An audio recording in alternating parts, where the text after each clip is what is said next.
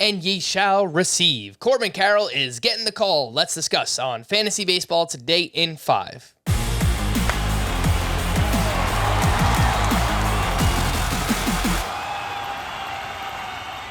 Welcome into FBT in 5. As always, make sure to follow and stream us on Spotify. Today is Monday, August 29th. I am Frank Stanfield, joined by Scott White, and the plan, as of now, is for the D-backs to promote their top prospect, Corbin Carroll, on Monday, and he was having a monster season. 307 batting average, 24 homers, 31 steals, a 1035 OPS, 45% rostered, widely available. Scott, what do you expect, and is he a must-add? Must add. I mean, it's hard to know what to expect from any prospect call-up these days. You get somebody who's highly under the radar like Vaughn Grissom becomes instrumental in fantasy right away. You get somebody like Ryan Green or Spencer Torkelson who you expect to make a big impact, and they don't. So who knows? But obviously the upside is there for Corbin Carroll to make a big impact. He's played only 142 games in the minors over 4 years. Of course, there was the pandemic season in there.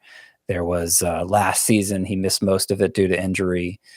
And yet, even with those interruptions, even with the limited playing time, starting out as an 18-year-old in 2019, he has just cruised at every level. There's never been any let up in Corbin Carroll's performance. In fact, it's only, you'd argue it's gotten better. Certainly the power production has gotten better with every step up the ladder.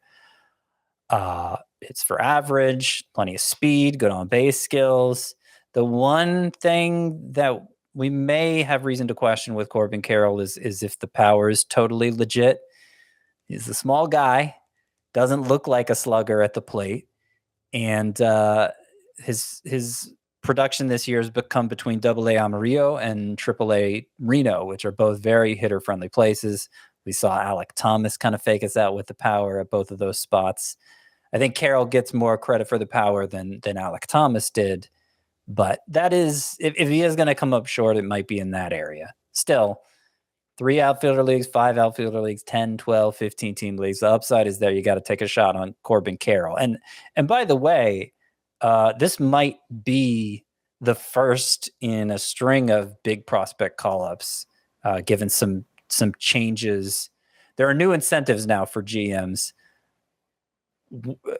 as far as when they call up their top prospects. Like they have a chance at draft picks now if they're up from the start to the finish of their rookie season. So I think we'll see some get their feet wet in September without losing their rookie eligibility so that they can hit the ground running next year. It might include Gunnar Henderson of the Orioles, Josh Young of the Rangers. So if you missed your shot at Corbin Carroll already, those are 2 other guys you could potentially stash. All right, let's talk about some pitching from the weekend, some waiver wire ads. Domingo Germán had his longest start of the season. He was at the A's. He went 7 2/3 shutout with just 5 strikeouts. Eduardo Rodriguez was at the Rangers. He went 6 innings, 1 run, only 2 strikeouts in that one. David Peterson, a strong start against the Rockies. He went 6 shutout with 7 strikeouts. And then Germán Marquez actually outdueled Max Scherzer. He was great. 7 shutout, 1 hit, 2 walks, 5 strikeouts. Scott, how do you rank those 4? Domingo Germán, Eduardo Rodriguez, David Peterson, and Germán Marquez. I definitely like David Peterson most, both in terms of upside and as a play for this upcoming week going against the Nationals. He looked a lot better in this second time through the rotation since he rejoined it. Still only threw that slider 25% of the time. When he was at his best this year, he was throwing it closer to 40% of the time. But Washington's a very good matchup, and I think David Peterson has a lot of strikeout potential. The rest I would rank Eduardo Rodriguez going against the Mariners, Germán Marquez at Cincinnati, and then Domingo Germán. Really don't understand what Domingo Germán has been doing to have the success he's had of late. Really skeptical of him. All right, this next group includes Roansy Contreras, went 5 shutout with 7 strikeouts at the Phillies. Drew Smyly was great at the Brewers, 6 shutout with 2 strikeouts in that one. Austin Voth Voth, another strong start again at the Houston Astros. He went 6 innings, 1 run, 4 strikeouts there. His teammate Dean Kremer, also at the Astros this weekend, 7 2/3, 1 run allowed, 3 strikeouts. And then Bailey Falter turned in a quality start up against the Pirates, 6 innings, 3 runs, 6 strikeouts there. Scott, how do you rank those? Contreras, Smiley, Voth, Kremer, and Falter. I'm going to rank them just for the upcoming week since we are so late in the year. For what it's worth, if we were talking upside, it would probably be the reverse order of this.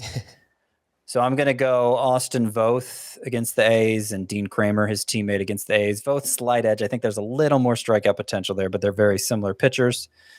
Then Bailey Falter. Then Drew Smiley. Then Roansy Contreras.